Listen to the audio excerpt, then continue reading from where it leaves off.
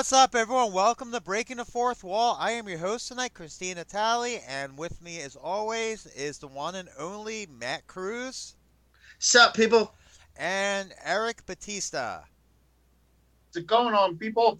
And we also have with us Star Wars Canon Library, Brian Miller. Hey, how's it going, guys? So, um, so who has anything to talk about? Well, we were talking about up and coming movies and events that's going on, and one thing that we know that just got released, that shall be released either this week or was it released that last week? Guardians of the Galaxy Volume 2. You got That was this past weekend. Yep. You got Kurt Russell playing Peter Quill's father, son. And actually, there's actually two different versions now because you have the movie canon version and you have the comic book version. You have the comic book version of a son who actually was through different incantations being Star-Lord's father. Storyline being pretty much the same, with the special introduction being done during the 2000s with Inhumans. But according to the movie, his father was Ego, the living planet, in the Marvel world. That's the movie version. But in the comic book canon, he's actually the king. He's actually the ruler of a corner of the galaxy. So that's actually quite interesting. I'm wondering why they went with Ego instead of the original royalty bloodline. This is true. Has anyone actually seen the movie yet? I did. I have not. You have, Eric. Okay. What? What is your take on the movie so far? Oh, it's awesome. It's great from beginning to end. I mean, I really enjoyed it. Okay. Good storyline. Really kept you into it. Especially with Groot being the troublesome child there. Terrible twos, I would call it. Oh, brother, I can't wait. He's very defiant. That's all I gotta say. All I know is I remember seeing the trailer where Groot with the bomb just run. Everyone's chasing Groot with, and he has this little bomb. He has this freaking bomb in his hand. That's, Yep. Yeah. that's Rocket. That's Rocket leaving stuff lying around. Well, Rocket always does. Oh yeah. Well, you mentioned how there were two different, I guess, canon timelines at this point. You had the film timeline and the comic timeline.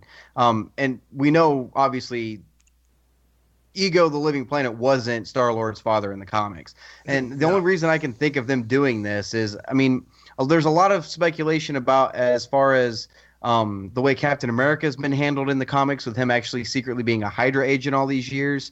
And, with the death of him and Falcon, or, Bucky becoming Captain America, I think they're trying to show people that they're trying to differentiate the comic universe and the film universe, and they're two completely different things. And just because something happens in the comics doesn't necessarily mean it's going to happen in the films. Same thing with Thor. Same thing with Thor now, because in the comics, Thor is a female now. So, I mean, Yeah. What? Yeah. They made Thor female. They did. Yep. And yeah, I guess that's an idea. And if you think about it, it's kind of like what they do with alternate timelines anyway, and different universes in both DC and in Marvel. So if you can take it with a grain of salt like that, with certain things, like you'd like to see Star-Lord and the whole Empire and their side of that galaxy. But I think now that I'm thinking about it, with Ego, his father being the Ego, the living planet, it's going to tie deeper into the Infinity Wars saga. It's going to bring it closer to Thanos, because because Ego is an eternal. I mean, he's been there literally since the Big Bang in Marvel, if you will. So that's probably why they're going to do that, and maybe they might actually introduce a way to how to differentiate. You know what I mean? Mm-hmm. That's a very good point there. Anyone else have a take on it?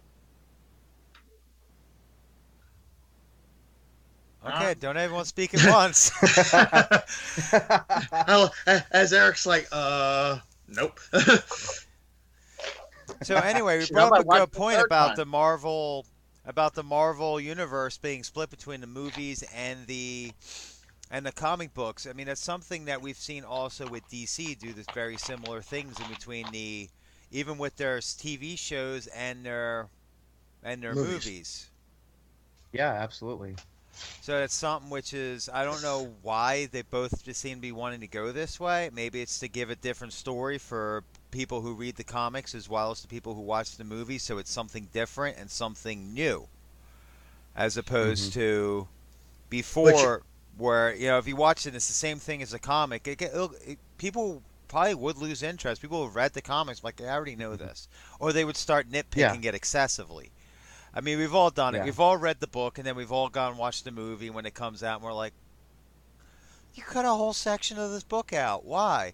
Like, the one that comes to mind is actually Jurassic Park. I read the book Jurassic Park Mhm. long before I saw the movie, and I had to kind of forget the book to enjoy the movie, so to speak, Yeah. because it was like there was, I mean, huge parts of the book, the huge parts changed, huge parts taken out. Like, there was a whole river scene where they're trying to travel down river, which they just axed out of the book. They took it so where Nedry's disappearance, other than the fact that the power was out in the field in the park, was, that was the major issue. The other major issue was the fact that T-Rex was running around in the book, and the Jeep that Nedry took had the only gun on the whole island that could take this T-Rex down. So they had to try to Hmm. find the Jeep, and a lot more people die in the book, which I guess I understand why they have to change that. Right. also another one that comes to mind is if you remember the movie Relic and the book. Yeah. They were way different. Like you said, certain Hmm. characters survive. Like the Asian doctor, I forgot what his name was, and I read that book. It's like it hit me so quick I couldn't put it down. Type. And then when I saw the movie, I was like completely disappointed. And but going back to the subject matter at hand, that's the same thing with Arrow. Arrow. I was rewatching Arrow because my wife and I started getting back into it. So we rewatched the series and then we came up with the episode of the Huntress. Now I remember who she was and everything like that, but I hadn't seen it in a while, and I was like Helena Burton. No, I was like, oh yeah, that's the Huntress. And my wife Lori, she turns to me, she goes, oh, who's that? I was like, that's the Huntress. And she goes, oh yeah, you told me about her before. In an alternate world, that's Batman and Catwoman's daughter. And I was like, yeah, that's Daughter. her. Yeah. And I was like, but in this world, she's a mob boss's daughter. But in the New Yeah. 52, she's she's once again a mob boss's daughter in this world, and what would be this world, if you will. But she's been fading literally in her storyline. She's been phasing in and out of realities, and they just kind of left it like that. And there's another, and like you said, I think it's actually giving a chance, if you will, for writers to have that well to go into, not to just, you can only have this cup of water. No, you can have a gallon this time, or you can have a cup this time, or you could have just a little trickle just to keep you interested. Why not? I mean, there's been many writers for comic books, many writers for books, many writers for graphic novels, and everybody has their own take and spin. I mean, heck, there's a whole Batman line set in the steampunk era called Gotham Gas Line, Yeah. Gotham by Gaslight, and it's a really interesting story. Why not? Well, Yeah. also, I mean, even Walking Dead, like, everyone's seen Walking Dead here, I'm sure. Hell Hmm. yeah! Um, Oh yeah. except for Eric. Well, Eric just I you, just I can't get into it. I'm well, sorry. Walking Dead, like, How? I've How read. not? I know, but the thing is, like, there are times they do follow the comic books, Oh such yeah, as Hmm. Glenn's Death is a perfect example by Negan. I mean, they followed yeah. that to Hmm. the letter. However, they've added characters that weren't in the comic books, just like Daryl, who's pretty Daryl. much everyone's Yeah. favorite character in the damn show. Like, Yeah. and He was never even there in its exactly. conception. In fact, there's in a Yeah. later issue there was a character that was brought into the comic books that resembles Daryl, but it is not Daryl. And that's Right. everyone's like, "Oh wow, they brought Daryl." I'm like, "It's not Daryl. It's somebody else." I mean, I've read some of the comics. I have a couple of the volumes of the compendiums, but I haven't read them all yet. But yeah, I mean, it's amazing how some of the stuff varies like dramatically, yet they keep to the nail on other stuff, which I think it's kind of an interesting aspect because when you're watching it, you almost have to question: Are they going to follow the timeline, or are they going to do something completely different? And Right. and if they Which do something completely different, are we gonna like it? exactly. Hmm. And it's actually not a bad thing because it keeps you guessing. And it's like, you got these people out there who will just automatically go, I know what's going to happen because I've read the comic books. Or I've read this and I've read that. And it's kind of fun to watch them be Doesn't mean wrong. you know Jack. Yeah. Yeah, it's kind of fun watching them be wrong once in a while. Oh yeah. I Yeah, I know. I'm guilty of that whenever I go to a Marvel movie or something like that, or a DC movie, and I sit there and I'm like, but my wife's the same way with shark movies, so it kind of balances out. Yeah, I'm kind of that way Oh, with does she like shark? movies, Does too. she watch? Does your wife watch Sharknado? She has watched the first one. Oh She God, couldn't- no. She I no can't no, do but she it. didn't watch it. No no I no no can't no. do it. She makes fun of it because it's so stupid. And It really is. Oh my God. I watched That's the the dumbest set of preview. movies ever made. Well, I watched the preview for Sharknado 3, and I think the one part I was dying just on the preview was the Chippendales dancer like kung fu kicks a shark. I'm like, Those movies weren't meant to be taken seriously. I really don't definitely think they not. were. There's well, I no would way. hope not. It's like that one, like I think it was like Mega Shark or something. It was that was God. equally horrible. Like, If you don't, if we keep this up and bring in Lori in, I'm like, how many horrible bad shark movies? She goes, all of them. well, Jaws was good. Let's give Jaws respect where it deserves. Oh yes, Jaws 1, awesome. Jaws Jaws 1, 2, yeah. Jaws 1. 2 was good. No. It wasn't great. It was no Jaws 1. Jaws 2 was an acceptable sequel in my mind.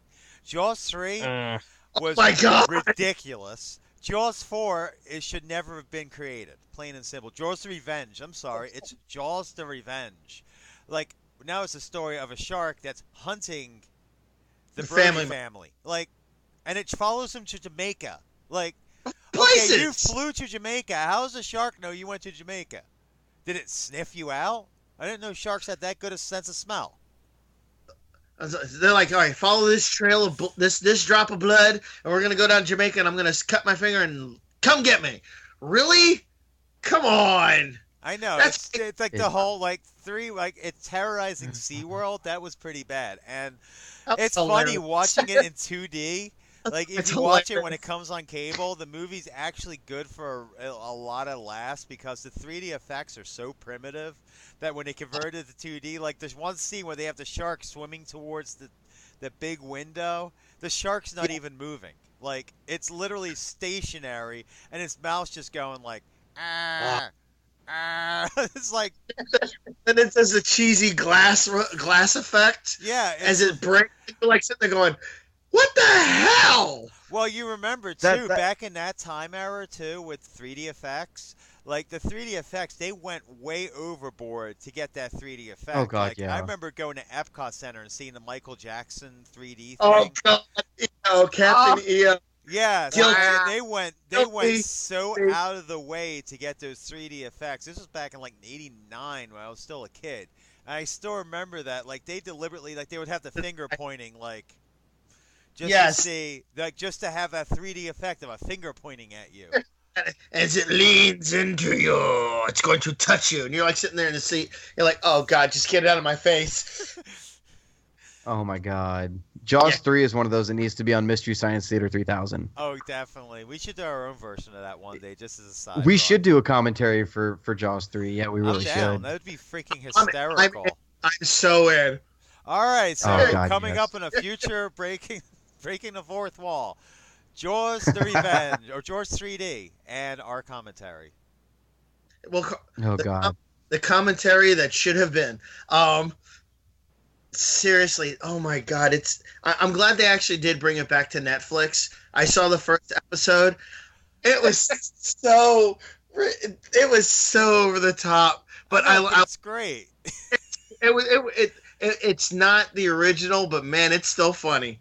I'm sorry. Mhm. The monster rap in the middle where they were talking about the monsters that terrorize all over everything. Oh my God, I'm like sitting there, I was like, is this really happening? They're hitting the mark. They're kind of hitting the mark. Oh my God. Yeah, I mean, it's just some of these movies, you look back at them and it's like, why was this even made? What? Ninja Turtles: Secret of the Ooze. Why did you bring that up? Just for that? I'm just going just with for that, M. Night Shyamalan's The Last Airbender. You're gonna make me go into fits, aren't you? Yes, because it'll be funny. Oh, Brian's reaction's almost as comical. Okay, I Oh, will do my I don't know best. if I want to be a part of this. I don't know if Oh, I don't. M. Night Shyamalan, you dropped the ball, you dumb.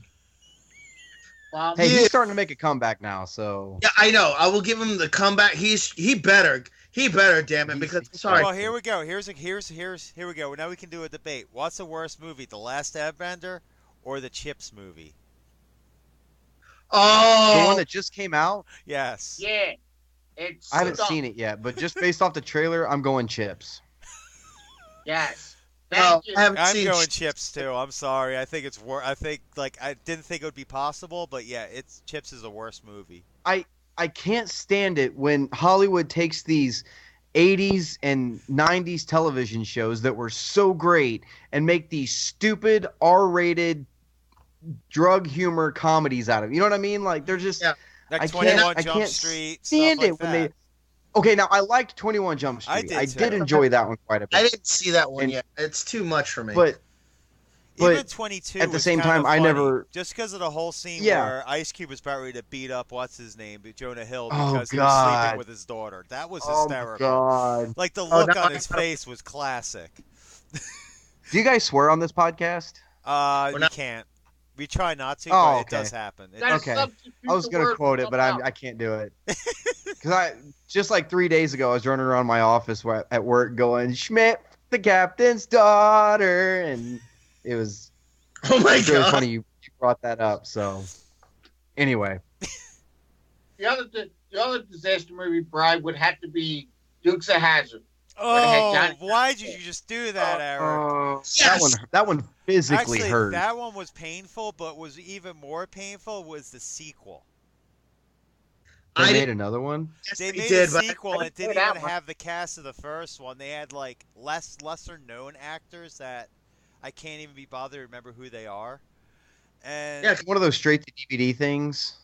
I hope it was. 'Cause I if think I it was. I think it was. Yeah, it no. Oh god. Well, at least I know where to hit you up now. Dukes of Hazzard. well, we can actually talk about a lot of those Oh. fun, like horrible sequels that never should have been. Just like the Lost Boys sequel, The Lost Tribe. Oh, I own that. I actually, I almost. Yeah, I've got all three of them. I've got all three of them and Queen of the Damned, Oh, I had Queen of the all in Damned. one pack. I'll give Tribe a pass because I was willing to forgive Corey Feldman because if you watch the edited scene with him and Corey Haim, if they would have put that in the movie, it would have made the whole movie. Honestly. Because you could see the heartfelt argument that they've been waiting to have on screen was that Mhm. argument. And I was like, why did you not put that part in the movie? Was that too real?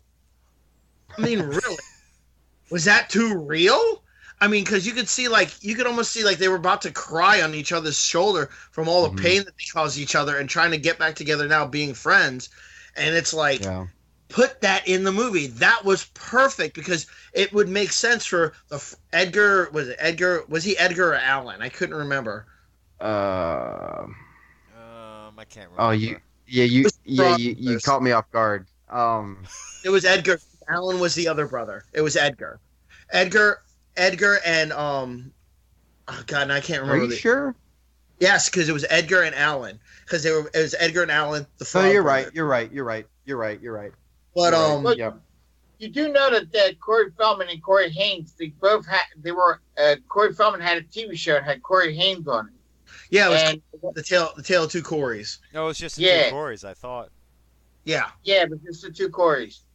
God, that was a disaster. Well, look how I know. well, Haim was trying to rehab off of drugs, and Corey Feldman is a vegan because of his wife turned him that way. So it was a definite little bit too different of characters to get along, but it made for actually a pretty decent reality show For a bit. Yeah. for a bit. Yeah. Speaking about shows, one show I've been watching on Netflix and just started season 2 is Sense8. Ah. Oh, it's I keep seeing that one on there, but I haven't clicked on amazing. it yet. It's Is it good? it's amazing. Like it's a little slow taking off. Like I'm gonna be honest, I felt it was a little slow, But Well, I once don't it mind a takes slow burn off, story. yeah, once it takes off, and it's like, Does it? yeah, I mean, and it's kind of funny too because they had a actor swap halfway through the first season, and it was pretty noticeable. Like it went from like it went from one guy to the. I'm like sitting there looking. I'm like, that is not the same guy. What is going on here? And then later I found out that there was a couple scenes where what they call the sensates, they have like if one person has sex, it ends up they all enjoy it and they all pretty much, I hate to say it, but go into a giant orgy almost. And there's a gay character. He's a Mexican actor, like action star, and he's gay. And there's also a trans woman in there who's like a hacker. Each one has like special skills, which makes it really interesting. So they all help each other out. Like there's an African guy. He's a bus driver, but he had an issue with Mm-hmm. the trans woman, and they fired him for it because they're like, well, she's doing her job perfectly. You're kind of not, so. But yeah, there's a Huh. African guy. He's a bus driver, so he's like an excellent driver. There's this German guy who's he's like a master thief, and he's just crazy to boot, like kind of like almost mobster. But then there's the trans girl who's like an expert hacker. There's this lady in Korea in Seoul who's she's a bank manager. She was a bank manager, and then she went to jail. But she was also like an expert MMA fighter. There's a Chicago cop. Trying to think of who else is in this. Oh yeah, and a DJ from London who's Icelandic, which I think she's going to be. There's this Huh. one's called the Mother. I think she's going to be the new mother, which is going to give birth to the next set of Sense8s. Which is, I mean, it's a really interesting show. And there's these hunters that are.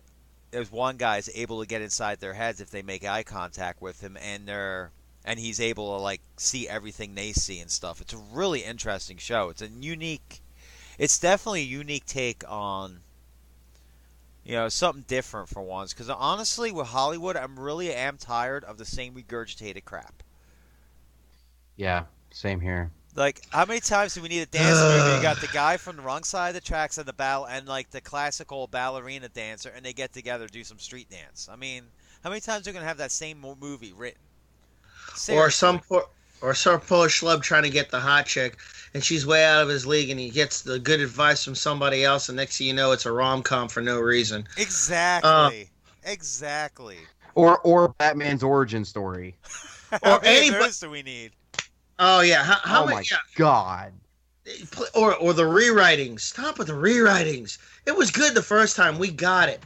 I will say this: the one thing that I liked about the new Spider-Man is what they went in with Mary and Richard Parker's origins. I never thought about them as being like some sort of scientific agents of special interest. I was like, I always thought they just died in a car accident. That's actually the way. That's actually the way the Spider-Man Sinister Six novel that was written. That's actually they kind of based Peter Parker's parents in that film off of those parents because it was the same thing. They died in a plane crash. They were these super secret spies, and I mean, Yeah. it was that's essentially where they got that idea from. Yeah, like they were hinting that they were almost shield agents of some sort. Mhm. I didn't.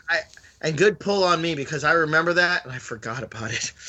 When you said it, I was like, oh, Shame. yeah. Shame. Yeah. Oh, no. There's no shame in forgetting, my dear. There's no shame. I know. I'm playing with you. Eh, Good lord. I forgot. You ever forget? It happened to me. I always forget. I forget my own name some days. Tell me I about can't it. think of a single thing I've ever forgotten. Ha ha ha. I see Good what one. you did there. Good one. Good one. Can't. Good one. Anyway. So Eric, you've been Hey, kind of so- quiet. You got anything you want to add? Yeah, I'm pretty much good. Okay. So what were we saying, Brian? We also got the It trailer, the new It trailer Yeah. earlier this week. Eric looks excited.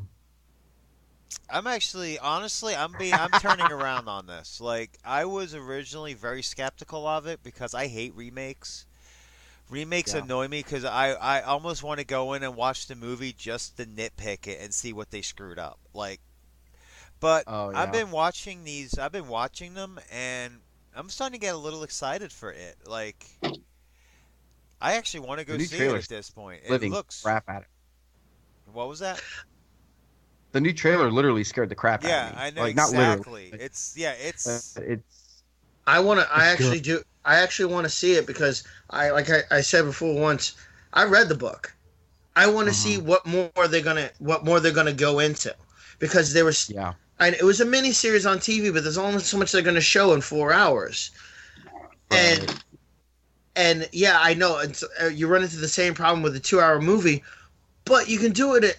You can do a little bit more detail in a 3 hour movie and with a bit of better budget in Hollywood than you could on a TV miniseries. But that's on the Right. flip side. On a TV miniseries, you can go into much more detail if you know how to arc the story at certain points. And on Right. TV, they tried to do the best they could because there's certain parts they can't show on anywhere. Sorry, I know I read Yeah. that part of the book, but but there was so much more that they did leave out, such as the background story behind the neighborhood bully. He had a Yeah. he had a messed up. I have to say messed up. I know we're on radio. Um, Yeah. Yeah. Yeah. he had a messed up background story, and his homeboy, yeah, really, really, really, they were very close. Let's just put it that way. Yeah, that's kind of understating it, but yeah, yeah. close. I know. Yeah, well, yeah, I know. I don't want to give too much of a spoiler either, if anybody's Right. interested. Right. But I would like to see them go into more detail about everybody. Each kid had much more detailed stories about the town from their perspective that they touched on in the miniseries, but they need to get deeper because it makes more sense why they went after it, why they were chosen as the Lucky Seven, why they were who they were, why they were so different from everybody in town. The book put that in there. Don't cut that out. I'm sorry, I'm more about character development. I love a good story arc, but if the characters aren't believable, you cannot have a cohesive story. Yep. Well, that actually, what do you think about the new It, Eric? What's your feelings? I mean, I haven't exactly checked out the trailers yet, but I plan on it. I mean, I would hope they would be more insight in each individual character, like Matt's saying, so we get to learn more about it. Because, from the first It, you got a little bit of each person, but I'd like to see more of each character, of their background and storyline that led them up into being the 7 selective kids. You know what I mean? Because I got to get the original anyway because I forgot so much of it. I mean, there's reason behind it. I don't know if I would like to share it, but just to give a little insight to Brian and Matt, I had brain cancer. So I'm a recovering, cancer patient. I've been good now for 11 years. So so I have to watch a lot of movies again so I get familiar with the storyline. Oh, that's Yeah, there's nothing wrong with that. Yeah, there's nothing wrong with that at all. bro. I got PTSD from my time in the Middle East, man. There's no shame in having issues that we have to deal with. Okay. Oh, I know.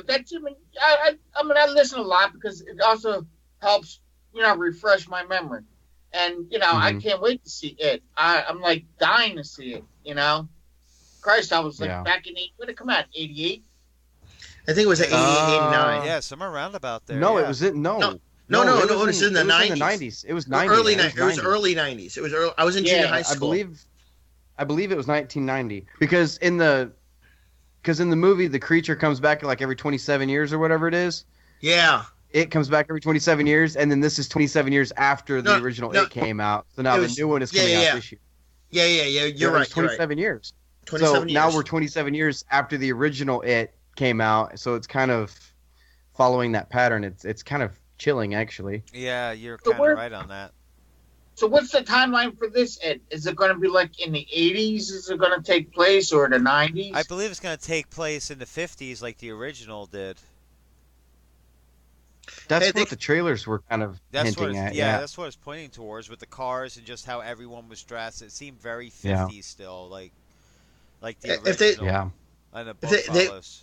They really wouldn't have to change it too much because that was a good enough points in history for them.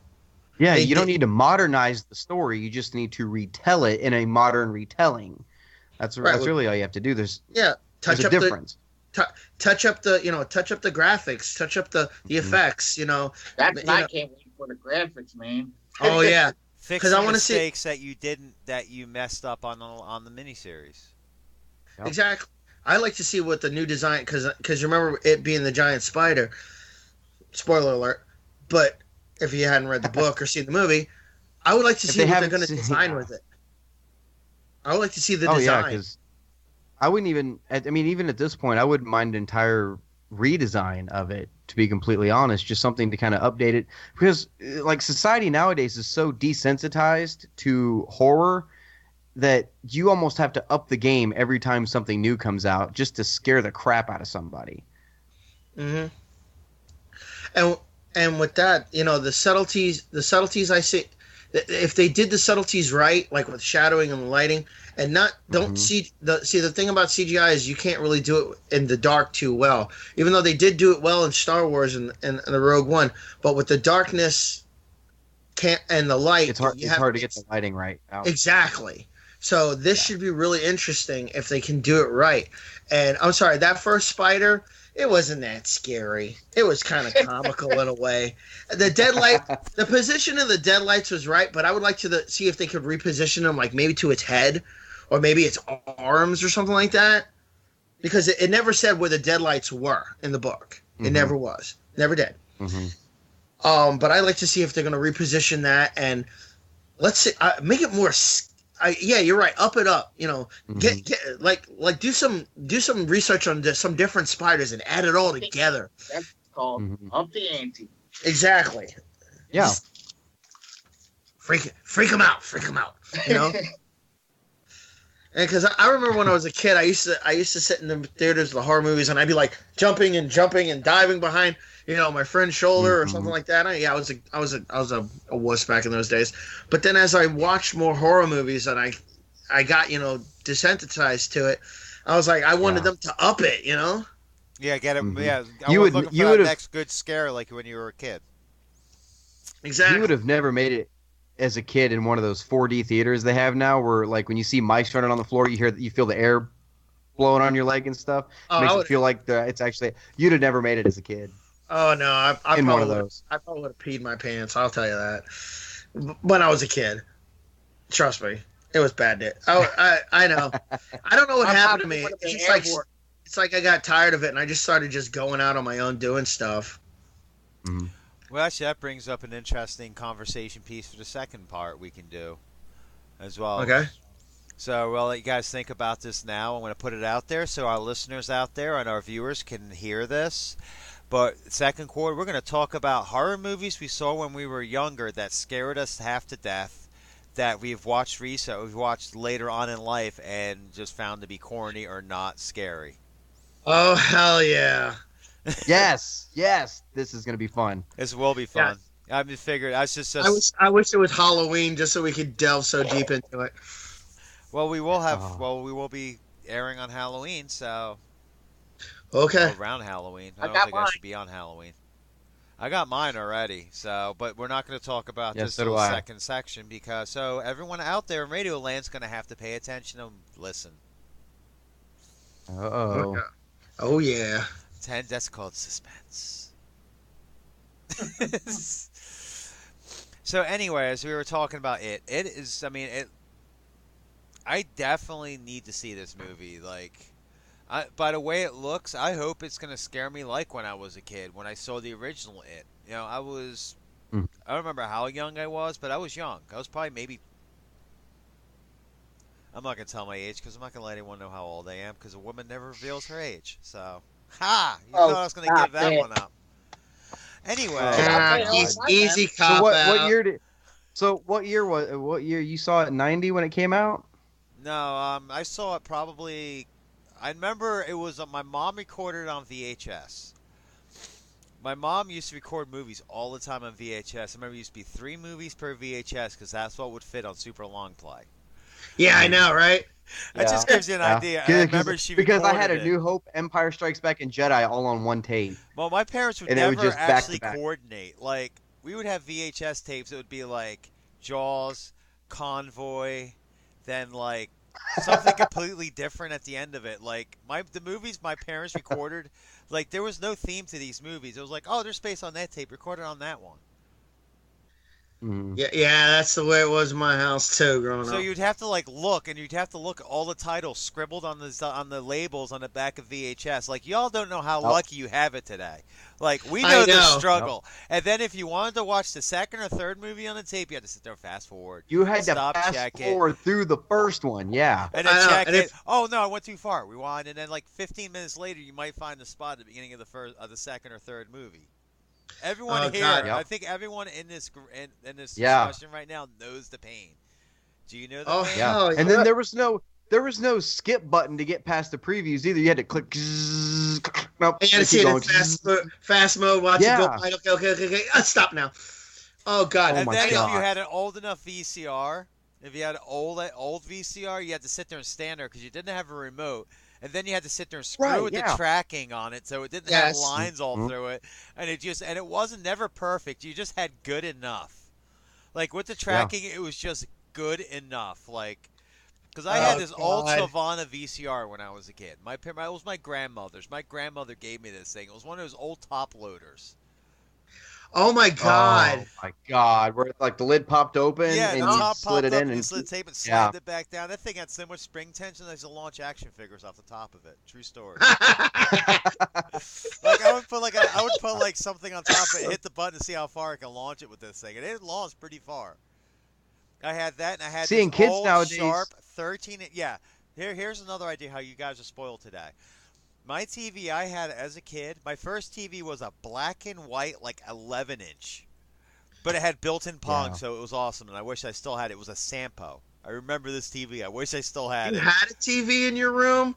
I didn't have jack, man. Oh, we're gonna go into this now. Oh, you had a TV. You're back in my day. How do I dare? I had to turn on the light and do shadow puppets to entertain myself. But Okay? no, my parents Back gave me in this my old day. TV, and then my brother bought me a TV for like my 12th birthday, and it was a sharp 13-inch, and it still had the twisty dials Ooh. on the side of it, where you had to like try to tune it, then you had to screw with the rabbit ears, and yeah, Drug was real. the struggle was real.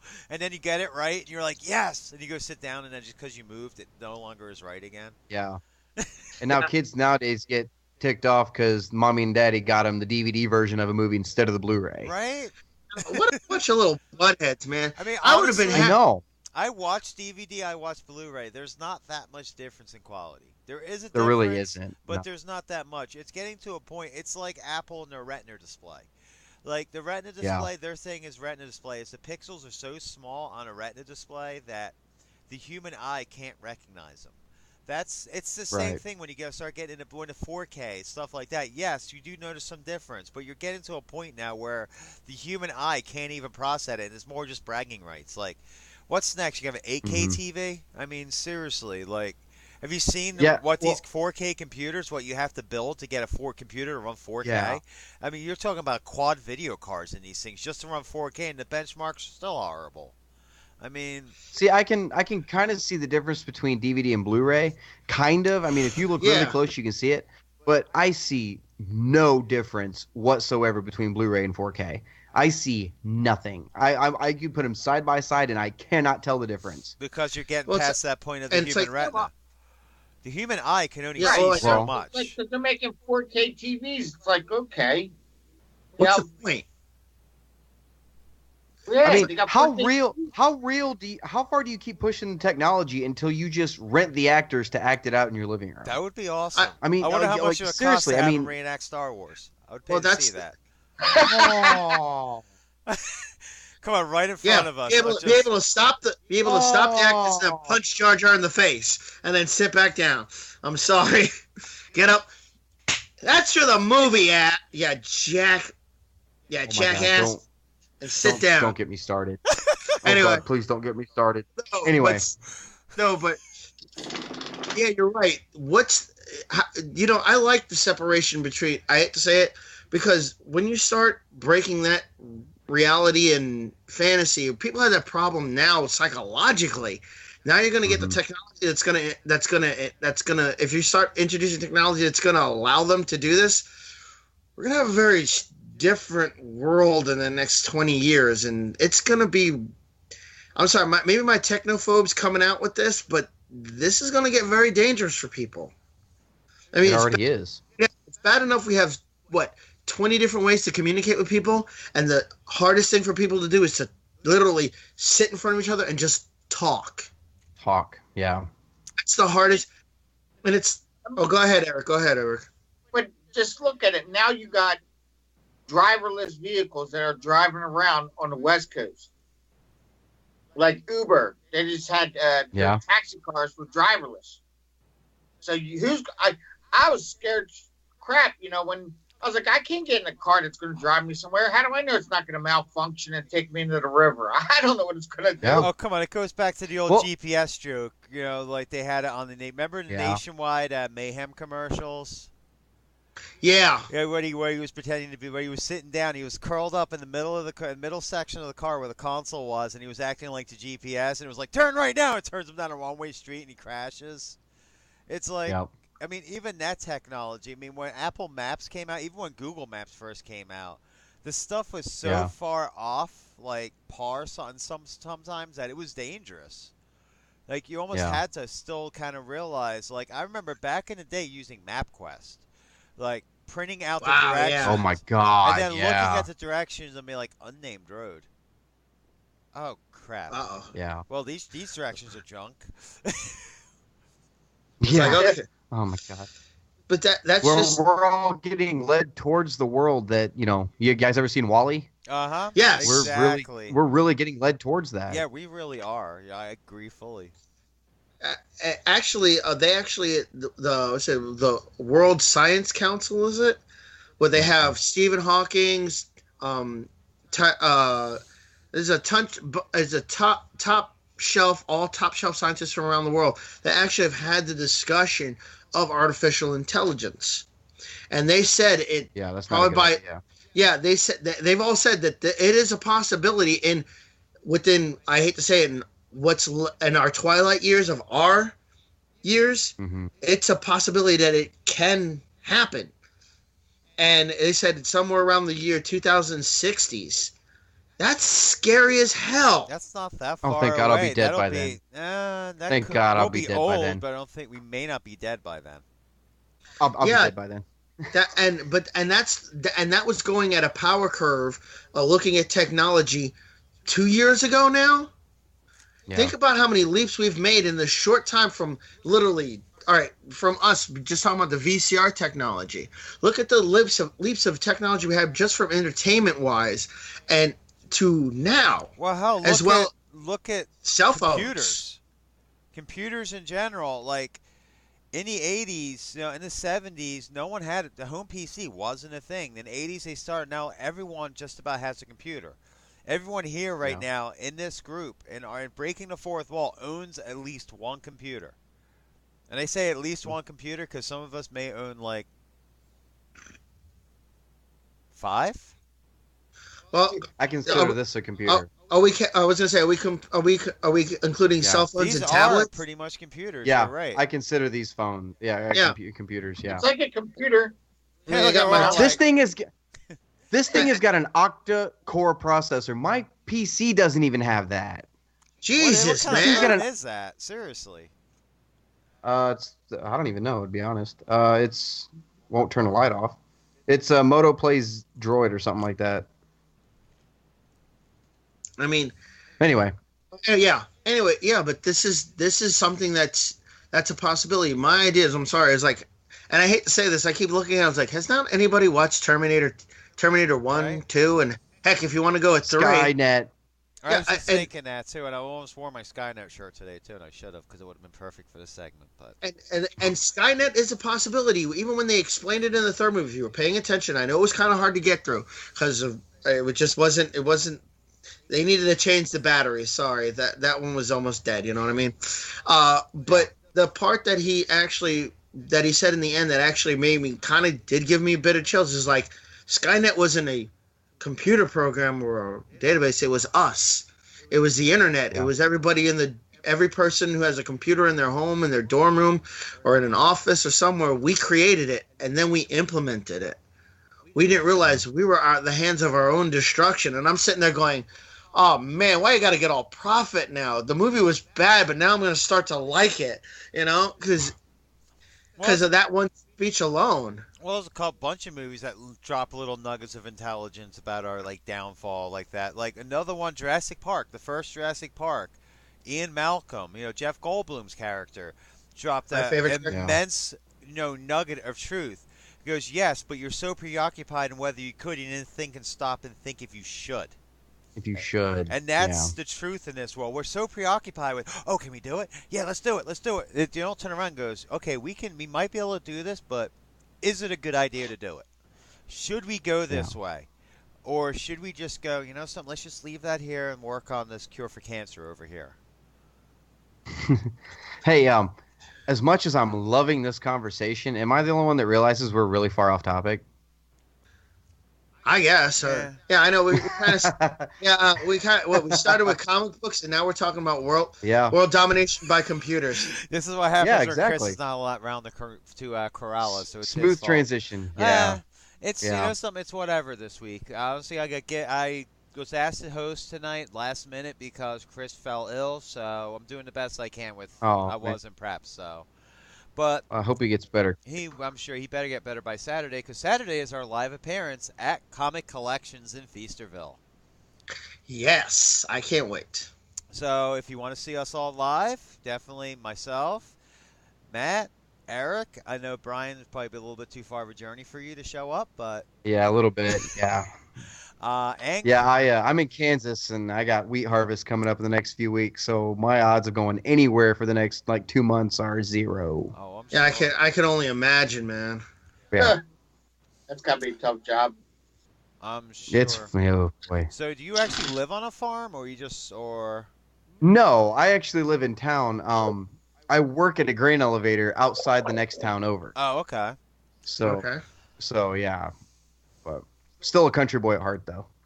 Hey, it ain't nothing wrong with it. No, not at all. But we have to take a break right now for Radiocast FM, so play some really awesome music and to get some words in from our sponsors, and we will be back in a couple minutes.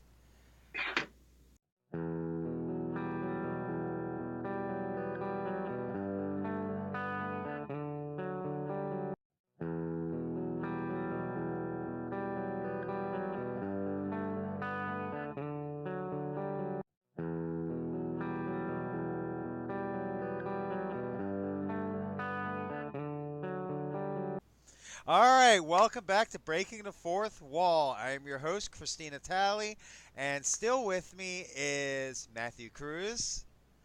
Hey. Eric Batista. Yo. And Brian Miller. So, as we still promised kicking. in the first half of this show, we were going to discuss horror movies that were scared us half to death as kids, but when we kind of watched them when we were older, they were just really, really lame. So who wants to start this segment off? Okay, I'll start it off. I'll say the movie that scared me the most because it was the era of talking toys, Child's Play. Oh. Seeing it as an adult. I thought you were about to take mine for a second. Oh, okay, I'm sorry. I'm glad I didn't. No, you're good. Child's Play scared the hell out of me. No. Because, it was the era of talking dolls that we started getting, My Buddy, Teddy Ruxpin, all that other stuff. And I'm sorry. Yeah, and yes, if you haven't tried putting a regular tape in the back of a Teddy Ruxpin, you haven't lived till you try to see that toy mess up. Because it's hilarious. You put in a wrap tape, his eyes go half shut and his mouth stays wide open. It's like, Argh! And that's scary in itself. But honestly, Child's Play scared the hell out of me as a kid, but then I watched it as a teenager and I was like, I could tell the difference when they show him coming down the chimney and it's a dude it's a kid in a suit coming down the chimney and they made everything to scale to make him look smaller, and I was like, God, that's so bad. I was like, why was I scared of this? Okay, so Brian, why don't you do yours No, next hey, so no one else can take it? completely right. Um, I'm not entirely sure this constitutes horror. I think the second one did more horror than the first one, but and no shame, man. Gremlins. The first Gremlins when I was a kid scared the absolute crap out of me. I lost sleep. I had nightmares about Gremlins. I mean, up until I was like 16, I had nightmares about Gremlins. And then these damn Furbies came out, and Oh God. like I cannot handle Furbies now because of Gremlins. I can't do it. It's just Gizmo's the cutest little guy on the face of the planet, but Stripes is a wow. Hey, He's a jerk. You know what's really Stripes funny is a about jerk, that? dude. You're talking about the Furbies. I have to touch on this real quick. Matt knows where I'm going with this. When I was like 20 years old, I had a Furby. And Oh I God. got really bored one day and I skinned it. So I took all its skin off and I turned it into and it looked like Terminator Furby. I even painted one of the eyeballs red. Yes. And it was awesome looking. Oh And then I got really bored and I wired one of those old Radio Shack multi-voltage adapters to it. So I started Oh, switching it up. Jesus. When I got to 6 volts, it was hysterical because it just started talking really fast. At 9 volts, it spoke really fast and then started smoking. That was it died. See, the Furby thing. I mean, it. My sister had one. I have a younger sister that I don't talk to a whole lot anymore, and she had one of the like first gen Furbies, and then she taught this stupid thing my name, and then she let it watch the Child's Play movies because remember they used to watch TV and learn. She would let it Yes. watch Chucky. And then it would start making these dark humor jokes and scare the crap out of me. And then like 10, 15 years later, she got like the second gen ones, the ones that could articulate their beaks a lot better. And you could make them talk back and forth. And she said she wanted one for her birthday, and I'm like, all right, you know what? I'll get it for you. And then I never want to see it again. Okay, so I buy this thing. It's in the box, and it didn't even have like the little circle on the box. You could stick your finger and hit the try me button. It was just in a box, and it's sitting in the passenger seat of my car. And my mother was following me, and the thing started talking in the box on its own. So I like whip the car onto the side of the road, jump out, throw it in my mother's car. I'm like, I can't do this. I'm done. I don't ever let me anywhere near one of these things again. Oh my And God. And then she taught it my name, and then it started making these dark jokes about me. And I'm like, I hate those things. Like, I can't even handle like the stupid McDonald's plastic ones with the roller in the back would make his eyes go back and forth. I can't even handle those. And it all stemmed from Gremlins. Like, Gremlins just, God, I watch it now and I'm like, this is actually entertaining. But when I was a kid, man, I bawled. I literally peed myself watching that movie. Oh my God. Like, it was just scared. It literally traumatized me for the rest of my life. That movie has an effect on me for the rest of my life. Oh my God. Okay, Eric, your turn. Mine is going to be Aliens, the first one. I remember good. having terrible nightmares of aliens, and my brother used to tease me all the time when we used to go out to play. He's like, Eric, you better watch your back. Aliens coming. And I was always looking around, no matter what. Aliens did it for me. But when I watched it, I'm like, this movie wasn't that bad. Because I freaked out when that thing came out of the guy's stomach. That was it for me. I ran. I left the room. I was like, that's it. That's a good It one. was like every time I felt like I had a stomach ache. It's like, I hope not one of them's going to pop out of me. And then Pepto-Bismol and isn't then gonna you fix can always that. play the trick with people with that. And like, if you swallow watermelon seeds, that's what would happen to you. Oh, that stupid childhood rumor. Yeah. Okay, I guess it's my turn now. Mine would actually, it was a movie. It wasn't as like big as the movies you guys said, but when I was young, it was a movie called Playroom. And the movie scared the living hell out of me when I was a kid. Same thing as I had complete nightmares about this movie. Like, I probably developed a very early form of like PTSD because of this movie. It scared me so bad. And I actually watched it when I was about 20, 21 years old. And I'm looking at this like I rented it from Blockbuster. That gives you an idea Hey, how long you're ago 20 or that was. 20 or 21 years old. How long ago was that? Oh, he's probing now. He's trying. He's trying. It's okay. Oh Not well, gonna maybe work. next time. But yeah, I mean, I rented it from Blockbuster, and we were watching it, and it was just like, why was I even afraid of this movie? It is so bad, like, for real. Well, what's the Yes. name of the I, title? It's called Playroom. I I never think heard of it. everybody has that one. Yeah, neither did I. I think everybody has that one movie that they look back on and just still almost wet themselves thinking about it. Okay, well, let's go with You know, I that. mean, Okay, what horror movie did you see as a kid that still scares the living hell out of you? ooh.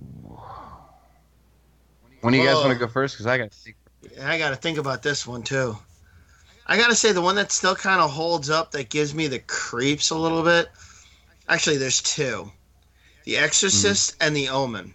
Ooh, good ones. Ooh, Exorcist. Yeah, those both really good. I actually have seen The Exorcist. I finally did watch The Exorcist because I'm sorry, I just never got around to it, and Hmm. everyone's always explained about it. And I've seen snippets of it, so I've seen all the best parts. But that part still holds up when after she gets Hmm. possessed. You're still sitting there going, "Dear God, this is horrible." But The Omen, certain parts really get to you, but still, Hmm. the creepiest scene in that whole movie, actually, is a mistake. It's when it's the end of the movie, the camera pans down to the little kid, and he starts smiling. The part you don't see, the part that they edited out, because the director almost started giggling because he said, "All right," because he told the child, "Now the camera's going to pan down to you, and you look into the camera, but don't smile. Just look into the camera." Well, the kid started giggling. Then the director started giggling, and then he started like smiling, but he didn't laugh. And then when they put the music to it, they just wanted it. They just tested it in the film room, and they're like, "This is creepier than hell. Keep it." Yeah, And I was like, yeah, I, whoa. Even still now to this day, I was like, that kid's evil, man. That's just, he's evil. yeah. I'm gonna have to go with the original Poltergeist. Oh, That Uh, was that was my Yeah. the choice original. too. Oh, I'm It's sorry, man. okay. Yeah, the original Poltergeist, man. sorry, I I got another and one. I the Poltergeist scares me to the point where I, as bad as I want to see the remake they did of it, which I heard was phenomenal, I haven't had the balls to sit down and watch it yet. Well, I think what also gets me with that movie, I will just add to this real quick as well. One of the things that does get me with that movie is the one part where they're running, where they're trying to escape the house and all those dead bodies pop up out of the ground. Hmm. They used real Yeah. corpses for that, which really kind of, Did they really? yeah, I didn't know that. Yes. yeah, they used I Yes. did not real know that. corpses for that Oh, I movie. did not know Holy that either. crap! Yeah, it was, Wow. yes. What do I did not know I that. was reading the You've same heard, movie rumors that are actually true, and that was one of the things that was in there. Yeah, the corpse, because the fake ones they had looked too fake, so they Oh managed to my get a bunch of god! like dead bodies from somewhere. I'm not gonna ask where they got them from or anything like that, because that's not really my business. Oh my! I never knew that. But yeah. Oh, I sure. yeah, I think that's one of the reasons that movie still creeps me out. But I'm gonna let Eric go so I can think of another one now. I'm Jesus. going to say the Annieville Harm, Ooh, the that's house. yeah. Yeah, that still creeps me out. Even when I watch it now, I'm like, oh God. I mean, I could Yeah. just imagine dealing with that kind of stuff. Yeah. That Yeah. one still holds up today too. Yeah, it does. Yeah. The Amityville Horror, that house was legendary growing up in New York, man. Everybody went by it. I actually have seen it several occasions when I was a kid. Because first time it was my dad was like, "Hey," he goes, "You see that house? Never go there." And I was like, "Huh?" I was like, "We just came from the mall, having a good time. Why not go there?" I was like, "It's abandoned." He's like, and that's when he told me about how it was where it originally stemmed from, and I was like, "That's messed up." I've read the book of Yeah. Amityville Horror, which goes even more depth than the movie does, and yeah, don't think that house. I would ever want to step foot in that house, to be honest. Wow. But They See, I've watched a lot of documentaries on it, but I've never been anywhere near it, obviously. But I've watched a lot of documentaries on it, and I mean, a lot of true story accounts. Even after the events that the film was based on, other families that have lived in that house that had the same kind of things happen, and it's crazy to listen to. I mean, especially when they have literal physical evidence of this stuff happening. You know what I mean? Oh yeah, oh yeah. The scratch marks and all the other stuff on people and Yeah. the actual documentations that the Warrens made. Yeah. Forget it, man. Even though That they've tried to prove time and time again that Amityville was a hoax. yeah, everyone that does comes home with a lot more information that they can't even reveal or even quantify it, in Right. definition. It's Well, I would never, even if they try to say I got $1,000,000 for we go stay in the house, I'm going to say hell no.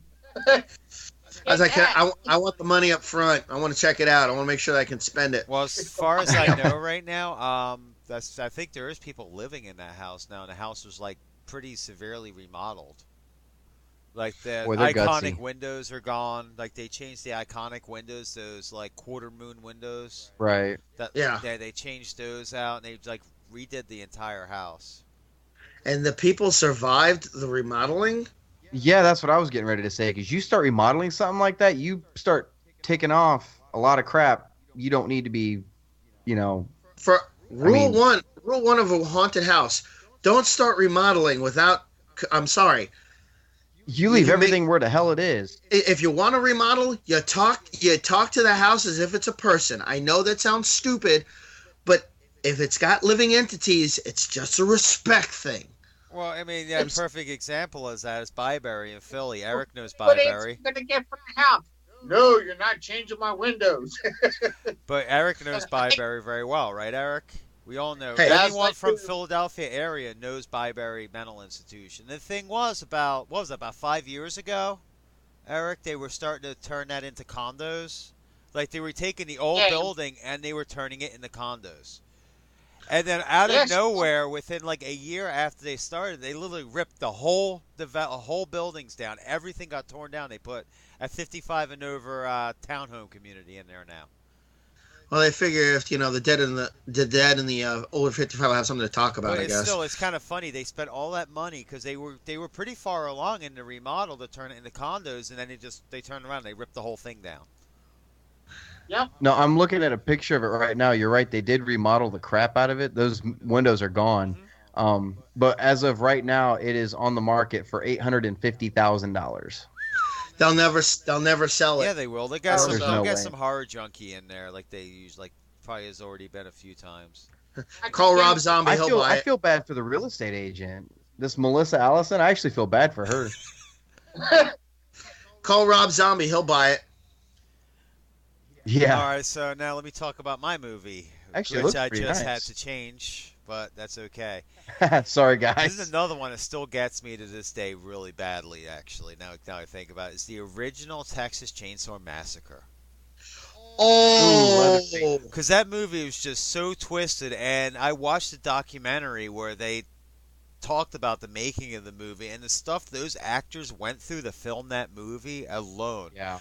Like the one Yeah. part where the guy's laying on the sidewalk, his was laying on the road. His jaw is actually dislocated at that point, and he had like second and third degree burns on his face from laying on the hot asphalt. Like, but the movie itself, I mean, it is beyond twisted. Even by today's standards, it is beyond twisted. Like the one scene, like I cringe every single time. The one scene where Leatherface picks dude up and then slams him onto that meat hook right through the spine.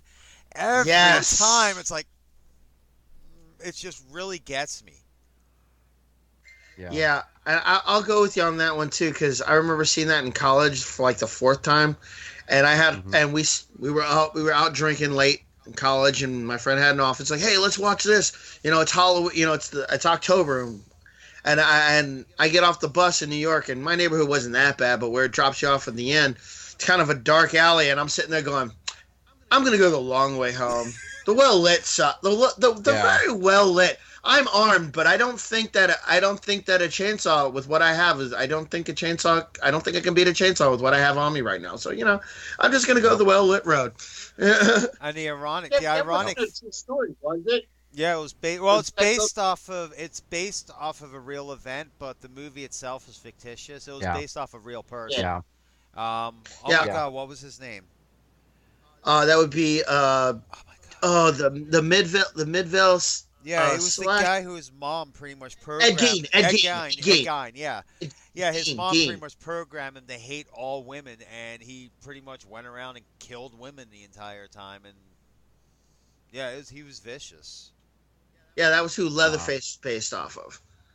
But the family was actually based off of a family that was in, I think it was Texas, but they were all like cannibals and psychotic and inbred, and it was all Because messed it was up. kind of the same take. The family, yeah, it was the same take that Rob Zombie used in The House of a Thousand Corpses. It was the same kind of take off of that Mm, cannibalistic Correct. family that preyed off of, families that were just, trying to travel through or whatever. hmm So yeah, Wow. that's my pick right there, Texas Chainsaw Massacre. I love the movie to death, That's a good one. but I cannot. If I have to go to work the next day, I will not watch that movie because I know I'm not going to sleep anytime soon after I watch it. Even Yeah. to this day, I mean, seriously. It is one of those that still holds up to today. Today, I think it's because it doesn't. I actually saw the remake. I own the I remake, do too. and that remake is scary, but I can watch it through and be like, oh, it's just a movie. But for some reason, that gritty reality that they captured on film for that time frame will still hmm get you. So I'm with you on that one, Christina. All right, so that Yeah, that's a concludes good one. our horror movie section. So next, let's have another little topic of discussion here. So let's talk about the worst superheroes ever created. Okay, everyone wants to glorify the great ones. We've got Iron Man, we've got Wolverine, we've got Superman, we got hmm Batman, Wonder Woman, Supergirl, Flash, Arrow, and we keep going on and on with them. I mean, but let's think about those really horrible superheroes that, like, you seriously almost have to question, why did you even bother? Like, this is bad. So this is going to be our next point of discussion. So who wants to start this one off? I'll go ahead, and I'm gonna go with my number two pick because I was gonna go with Booster Gold and how he was kind of the glory golden boy of the future and kind of fell flat on his face like too many times. But I was gonna go with the squirrel from the Green Lantern Corps. That was just ridiculous, absolutely ridiculous. And then he dies in the most ridiculous way. He gets run over by a yellow cab, for Christ's sakes. A yellow cab, not even like a super cab, not like a robotic, like a transforming robot cab that could stomp him into the ground. No, just a regular ordinary yellow cab that wasn't paying attention. Burp, road pizza. End of story. Get the next lantern, get the next ring bearer for this one, buddy. What a bad way to go out. It was just bad all I around. think mine And I can felt beat that, but I even felt bad on how he died. I was like, why did you bother, man? It was a cute concept to get the kids involved, and I guess you just didn't like it, so you ended them in the worst possible way. It just hurt. It hurt. Yeah. All right, next, who's whoever's next. I'll go Brian. next. The worst one I can think of is actually an X-Men character, and they were called the Maggot. And oh, this guy's superpower, ooh, you know who I'm talking I about? know who He you're had, he had talking these two about. worms living inside of him that, in order to change his size, they would crawl out of him, eat a bunch of crap, and then go back inside of him. And depending on what they ate, he would change his size. Like, it was just, Bad. it's just, Yeah, I it's remember bad. him. They haven't Yeah. used him much, thank God. No. Eric? Eric? I I'm having a tough choice trying to think of who. All right, well, I'll go and then you could then give you a chance to think, all right? Mine, okay, this guy was so bad, mind you, that his own comic book, he lasted 2 volumes or two issues. And that was Skate Man. This is somebody who, fought for justice on not even rollerblades, regular roller skates, and they killed him in a worse way, I think, than the squirrel from the Green Lantern Corps. They killed him by he fell down a flight of steps. Like, that's how they killed him.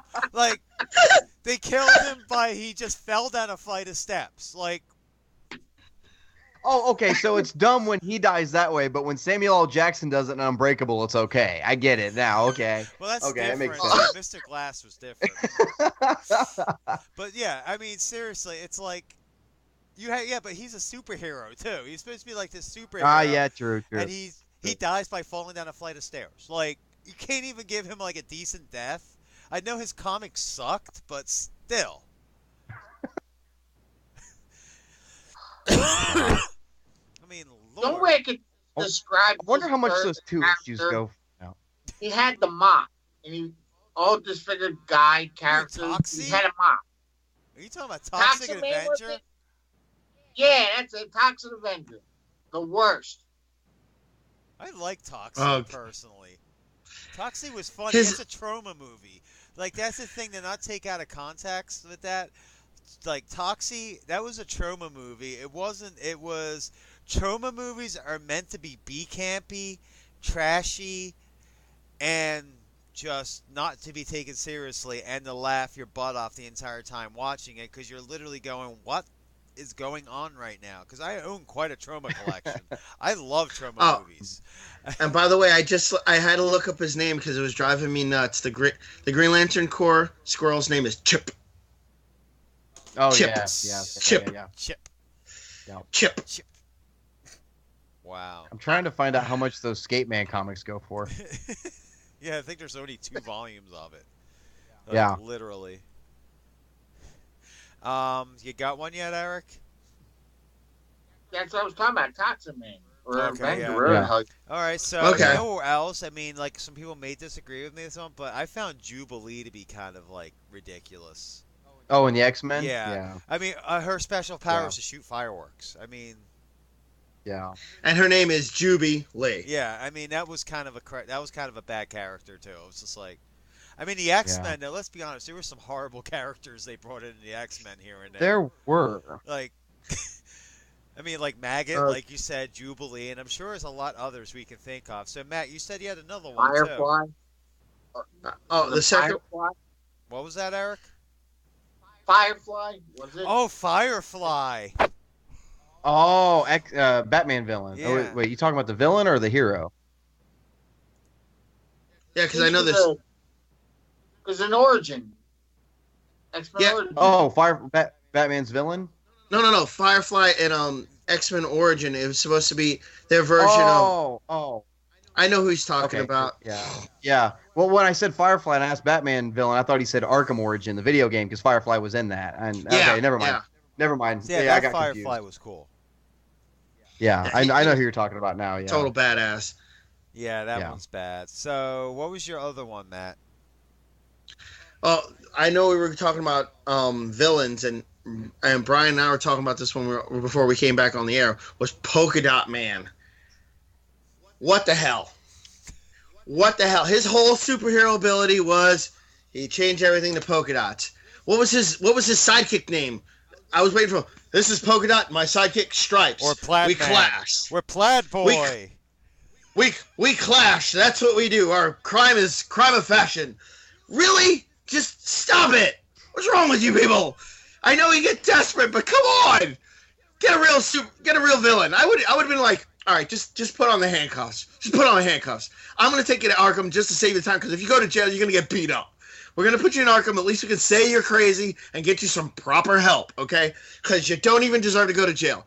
Because you're just gonna get your butt kicked in jail. I can't put a human being to that much deliberate ass kicking. We're just gonna take you to Arkham because it's safer for you. Oh, we're talking about supervillains now. How about let me think. How about Crazy Quilt?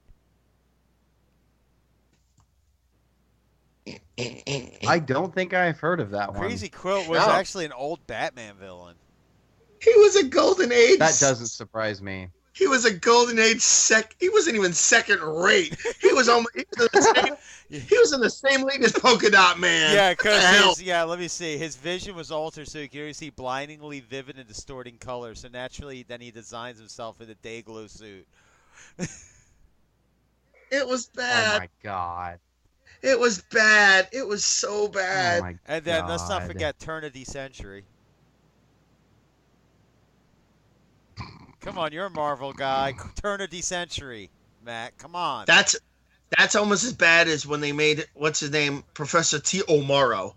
No offense, he's a good character, but the name T. O'Morrow, come on. And then I'm going to bring up one of your favorites, Yep. but probably one of the worst ones in that series, Matador. That was an insult. Oh yeah, I remember. Yeah, I remember. That was an insult. That was an insult to Hispanic heritage everywhere. Sorry. Yeah. That's why I Yeah. It was a bad trope on top of a bad trope. Yeah. But I saved my worst one on my list for the last. And that was another Batman supervillain that was incredibly just awful, and that was Condiment King. Condiment King. He used ketchup and mustard as his main weapons. Oh God, it's more. That was the problem with Golden Age. Had a lot of bad. Uh-huh. Yeah. I think they heroes, were. I 'cause- think they were more or less trying to. In Golden Age, I think they were really trying to like put a message through with comic books, like, "Hey kids, you eat too much ketchup and mustard, it's bad for you," or something. I don't know. Oh my God. No, wow. Hey, what about Spider-Man's the Kangaroo Or grizzly bear. or Grizzly Bear? Or how Oh, God. about this? I There- know Matt's there's going to get been annoyed so with this. many. What about the movie version of the Mandarin? Oh, don't even get me started on the movie version of the Mandarin. Oh, Oh my Nerd God. rage. Oh, Go first. Brian, do you want to go first? yeah, I'll go first. Go right I it. will go. Right it. You know what? You go ahead. You go ahead. Go ahead, Matt. You go first. I need to breathe. Okay, I'm going to go off. So if I curse, I apologize in advance because that was some major crap. That was the biggest freaking kick in the nuts to the entire Iron Man series. You take the biggest, baddest villain in Iron Man history, turn him into a pun. Yeah. You dumb bastards! You deserve. You should have right on that one. You suck. You suck on ways that just don't even freaking can't be measured by science. You need to get Bill Nye the Science Guy and Newton this kind of crap on the level that sucked. Okay, it. I couldn't even find joy out of this, and you take the freaking chest piece out of Tony Stark. He never did that. What the hell are you thinking? What are you just? I'm gonna wake my kids. It's so bad. Okay. I mean, it's just. I So lost. Mandarin in Iron Man 3 was freaking awesome up until the reveal that he was just an actor. I was losing my mind like, dude, this guy is one evil SOB. Like, oh my God. And I even liked the way he was talking, like, you'll never see me coming. You know, and it's just and then, Hello, my they name is. showed what he really was. He's Hello. like, oh, don't go in there. I don't want to go in there for a while, you know, talking about the bath. It's like, what? Are you, what? And then, but the only redeeming quality that, and I think Marvel realized that they messed up with him, because, I mean, that is literally like the Lex Luthor to Superman, the Mandarin to Iron Man. That is literally like his arch nemesis. And like, and I think they fixed it a little bit, because there was a Marvel short that come out. I don't remember the name of it, but you know how Marvel Studios did these like short little like 8-9 minute long videos that were like still part of the universe? They did one with the guy that was the fake Mandarin. He was in prison, and this guy came in to interview him and was talking to him and everything. And it was the same actor and everything. And then they asked him, he's like, well, do you want to get out of here? Or put these on, and gave him some other clothes. He's like, where are we going? And he looked him dead in the eye and he goes, the real Mandarin wants to talk to you. He's pretty ticked off that you stole his identity.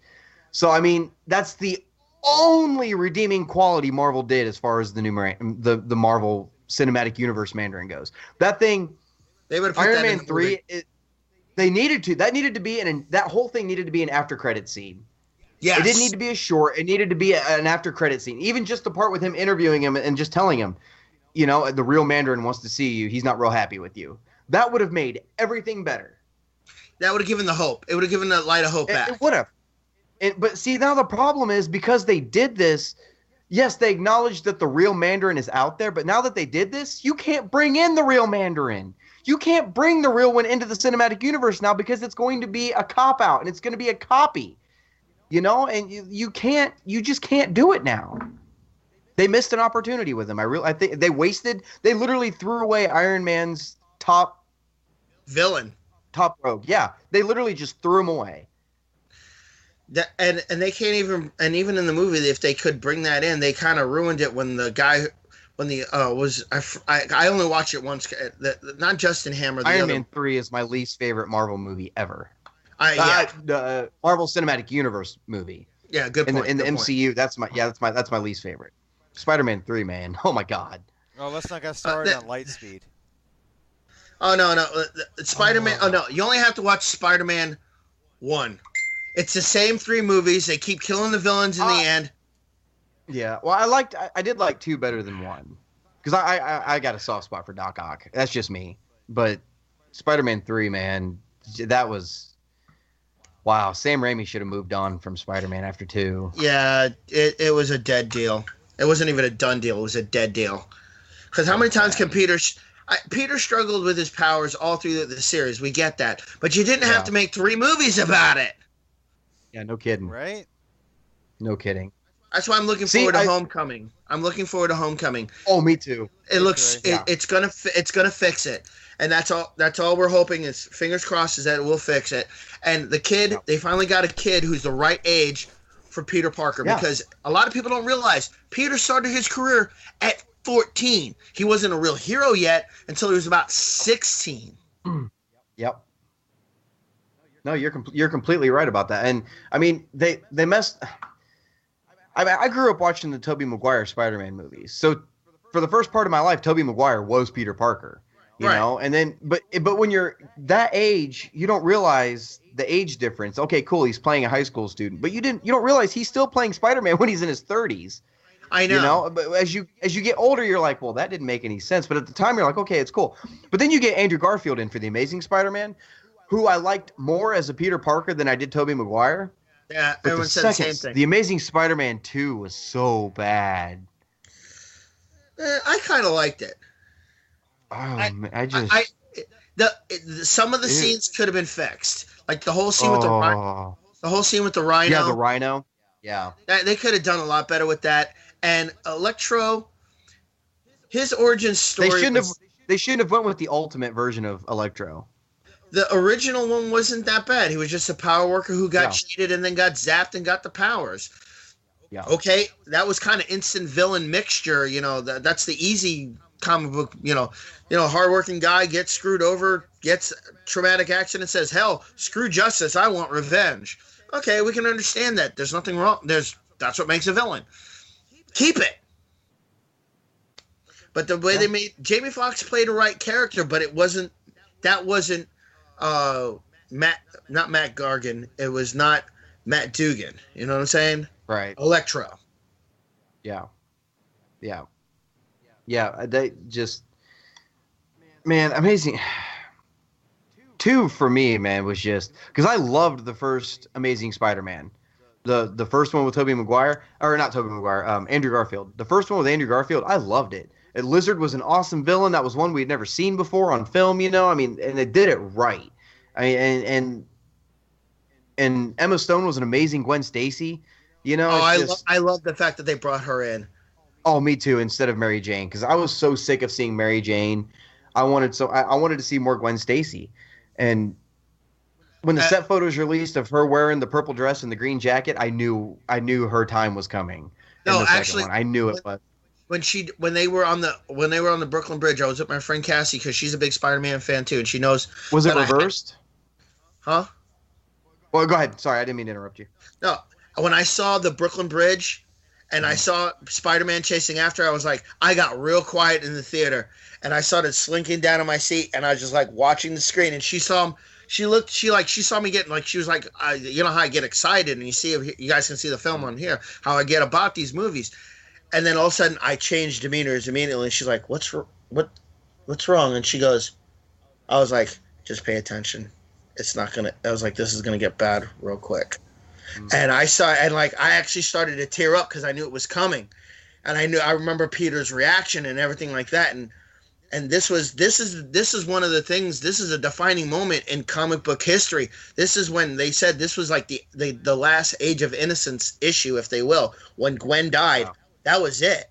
That 121. was it. Yep. They've always talked about it and they showed it in flashbacks. But this is she was about to, this was it. And Yep. I started to cry. I was like, when she took that plunge, I actually almost looked away from the screen. It hit me that hard because I knew what Peter was going to be going through. I knew this was it. Yep. This was Peter getting that push, even more so that he needs to be Spider-Man. Spider-Man is needed in New York. They need him. He is needed in the world. Yeah. And then just the details of that scene too, the way they shot it, it was just, the sound that you hear when he stops her.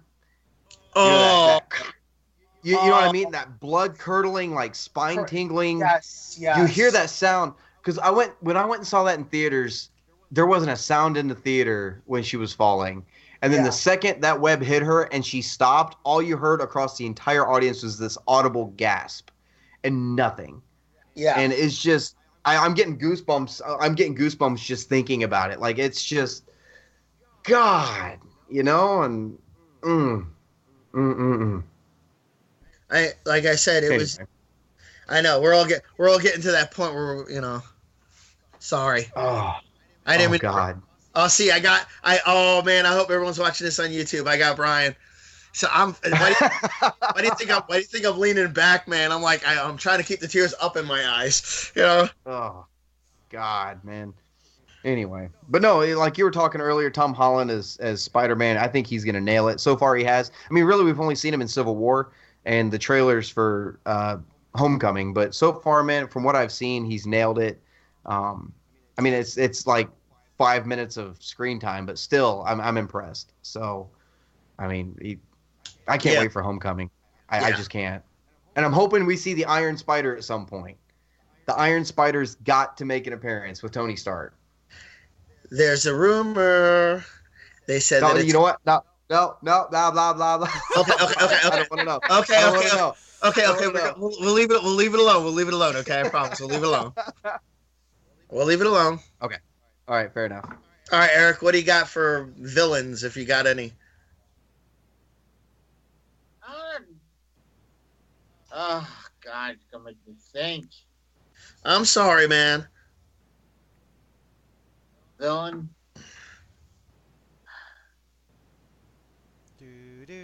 I'm gonna have to say Sandman. Sandman? Sandman, really? Why? I don't know, just something about it, the character. I grew up watching the Spider-Man cartoon on TV. I don't know. I guess it was the actor playing him. Yeah, that could. Yeah, that's possible. Okay. Yeah, he was kind of mechanical. Yeah. Yeah. Well, see, you think about any villain. Any villain has the potential to be great. Look at Joker. If you break down Joker and just describe what he is, he's a clown. Okay, depending on which version of the Joker you're talking about. Because if you're talking like George Romero, or not George Romero, was that his name? Romero's? Caesar Romero. Thank you, George Romero. I'm thinking zombies.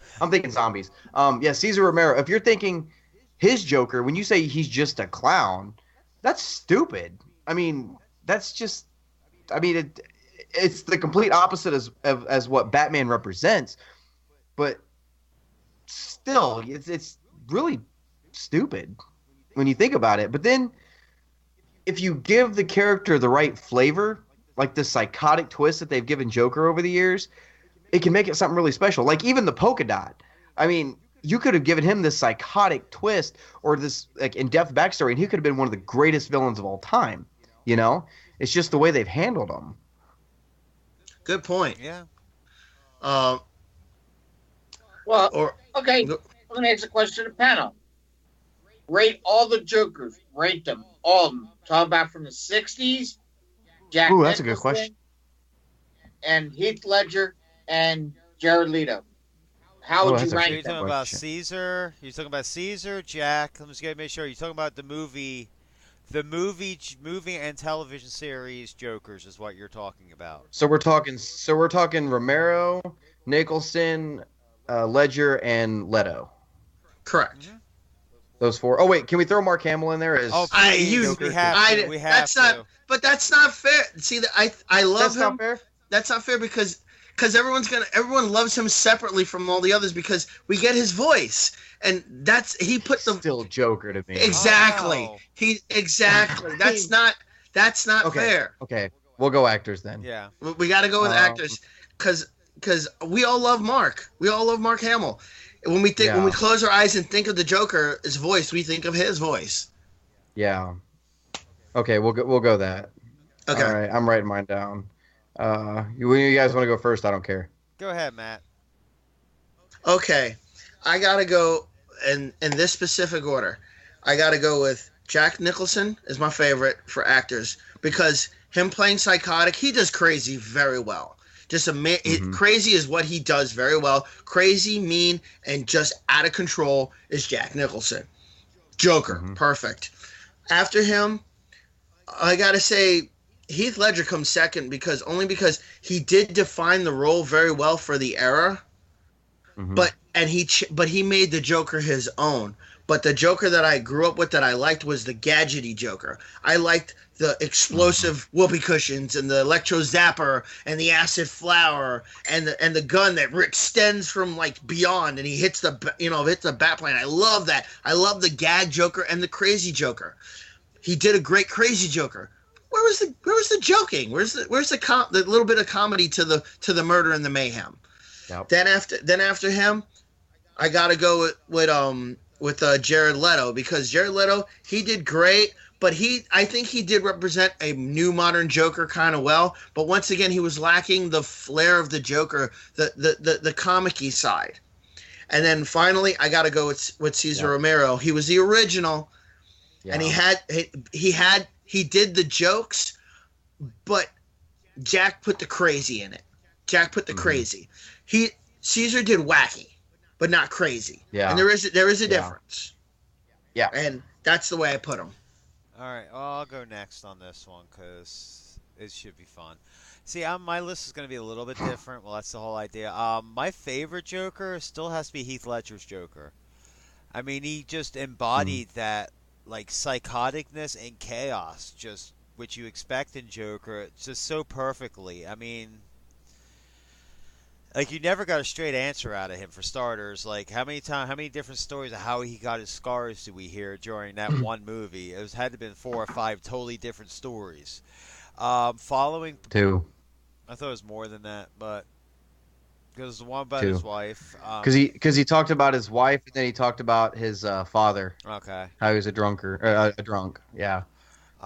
Followed closely after Heath would be Caesar. I mean, he's the original Joker to me. I mean, I grew up watching the '60s Batman. I have the '60s Batman movie on DVD, and the movie cracks me up every single time. Um, Followed by that would be Nicholson, because Nicholson I mean, he had that more serious Joker. He like more of a mobster style, but he was still crazy. Like, yeah, he still had the props. He still had, and it was still very entertaining. And it's Jack Nicholson. I mean, let's just put it where it's at. And then last up would be Jared Leto. Not because he did a bad job. I mean, he followed the Suicide Squad. Everyone's read any of the Suicide Squad comics. He followed the Suicide Squad Joker very well. Like, scaringly well, but it's not a Joker a lot of people are used to. And it's not what when we close our eyes and think of the Joker, it's not what we think of. We don't think of this menacing, the menacing version of Joker with silver teeth and more of a serious attitude. That's not what we think of. And that's why I have to mark Leto as last. Not because he did a bad job at it, because it's not a Joker we're used to. Mm-hmm. Okay, Brian. My list is actually identical to Matt's. I wrote them down and then he started going through them and I was like, yep, bam, bam, bam, bam. But like Nicholson was the one I grew up with when in the early '90s with the Keaton Batmans, with the Tim Burton Batman. That's the Joker I remember, and that smile, and That's my number one. And two is Ledger. I know a lot of people say like you, Christina. It's he's the greatest Joker ever. He's up there, but to me that wasn't the Joker. That I've come to know. You know what I mean? Like from the comics and from the Batman animated series and the games. It's just not. It was a great rendition of the character. Don't get me wrong. It was creepy. It was. I mean, it was dark. It was awesome. But Nicholson still beats him in my book. Leto was number three. Leto was one I was really looking forward to. I'm a big 30 Seconds to Mars fan anyway. So when Jared Leto when Jared Leto got cast as Joker, I was like, oh my god, yes. And then I saw Suicide Squad and was really let down by it. And then especially his Joker. I mean, some of the jokes he was cracking, or it's like when they're on the helicopter and it gets shot with the missile, he's like, "This bird's cooked," and it's like, okay, really? That's a little, like. And then the fourth one for me is Romero, just because I know of Romero. It's just I haven't watched a lot of the original Batman series. I've seen some of it, but not a lot of that Joker. I didn't care for the whole face paint over the mustache thing. That kind of threw me off a little bit. But I mean, Nicholson as the gangster, Ledger as the anarchist, Leto as the psycho, and Romero as the clown. That's my list. All right, Eric, your turn, and then we have to go take a break after that. So, All right, so definitely it's Jack Nicholson for me. Heath Ledger is second, and I'm gonna have Caesar third, and I have Leto last. I mean, Caesar, like he was just funny. You know what I mean? The whole cast and him, he just made the Jokers. Like, there's no one can ever top the original Joker. But the reason why I had Jack Nicholson first is because, I mean, for anybody to try to do Joker's left, Jack Nicholson just tore it up. I'm sorry, to do the Joker left, he really nailed it. That's how I feel about all four Jokers. okay. The laugh. All right, so we need to take a break now. We will be back in a few minutes after this song from Radiocast FM.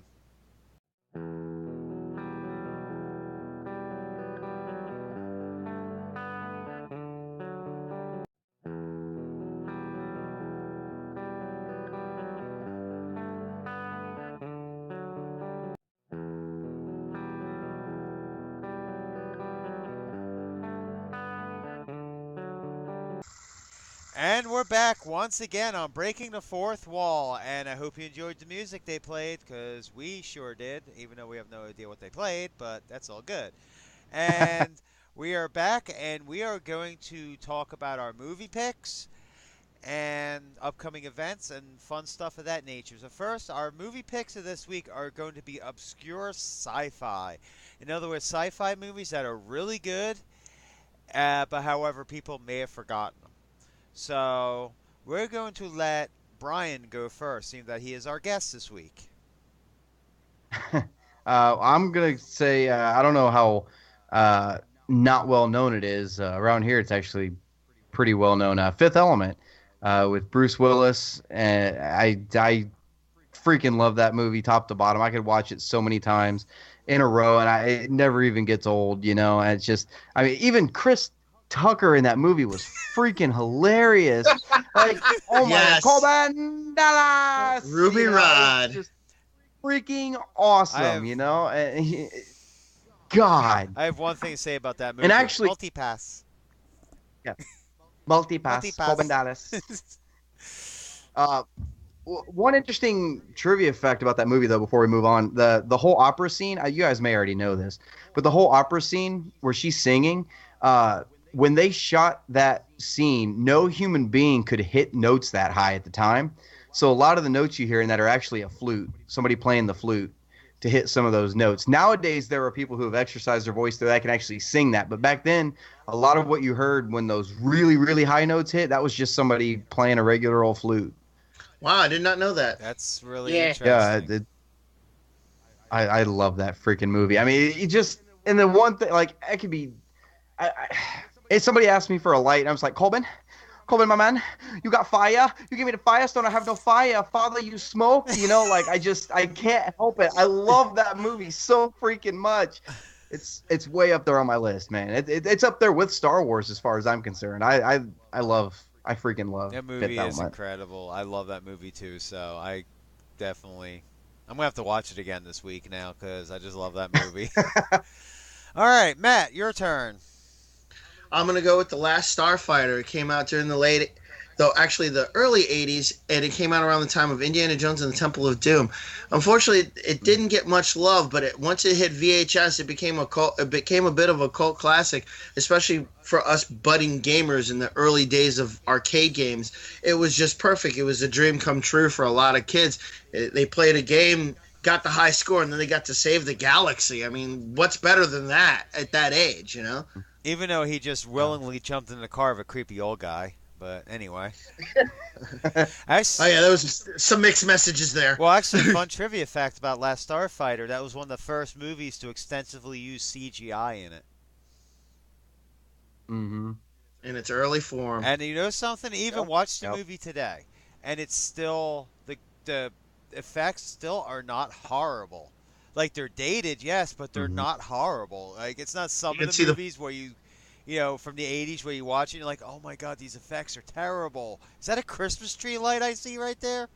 Yeah, they actually weren't that bad. All right, Eric, your turn. Yeah. And my pick this week is Starman, a very good classic sci-fi movie. Involves a lady who husband who had recently passed away, and this I guess space orb came down and alien ship and morphed into her husband. You know, and she was trying to help him to get back to his ship to go back home.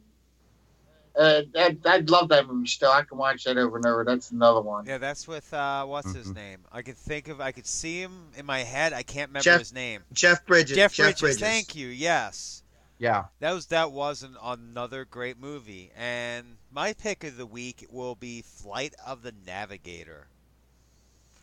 The movie not a lot of people remember is a story about a kid who ended up being in the care of NASA and finds out he has this link to this alien spacecraft. I mean, it's one of those movies I remember growing up with as a kid, and you don't really hear about it anymore. But it's still just an amazing movie. If you can find it, definitely watch it because it's not an easy movie to find either. So No, it's not. I mean, Starman is another one that's not easy to find, unfortunately. But yeah, they're all really good movies this week. You got some movies to watch, everyone out there. So listen to it. So watch them, please, because they're great movies. All right, so now it's our time where let's make a quick announcement. Please, this Saturday, Breaking the Fourth Wall, we'll be making our first ever public appearance over at Comic Collections in Feasterville, Pennsylvania. I shall be there. Matt will be there. Eric, you'll be there, right? Oh, definitely. Eric will be there, and I know Chris will be there. And we will be there at 2 p.m. So this is on Saturday, so do not miss us. It's going to be a blast. We're going to be talking about all kinds of fun stuff. We're going to be doing a live filming of the show that our audience may be able to participate in. So it will be really fun. All right. And doing questions and answers. What? We're going to be doing questions and answers Yep. for prizes.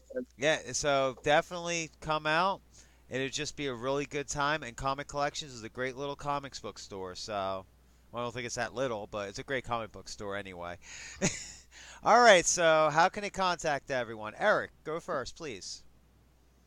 Okay, you can contact me on Facebook at Eric J. Batista Sr. And I'm also on the Xbox One at Smoke 1437. Okay, Matt?